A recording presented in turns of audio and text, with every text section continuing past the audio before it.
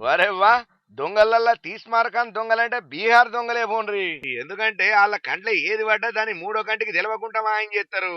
ఇగో బీహార్ రాష్ట్రం నమస్తీపూర్ కాడ 2 కిలోమీటర్ల రైల్వే ట్రాక్ ని ఎత్తుకపోయిండ్రు. ఇంకా నయం ఆ ట్రాక్ ఎప్పుడో ఏండ్ల కిందట వేసిందట, వాడకం లేదట.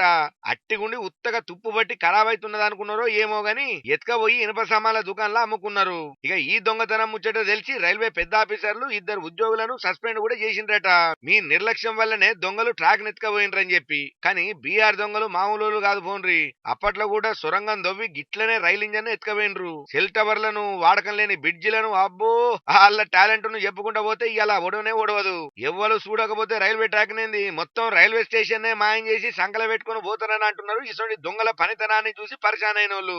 అయ్యా ఆఫీసర్లు, ఆ దొంగల మీద జర గట్టి నిఘా పెట్టుండ్రయ్యా.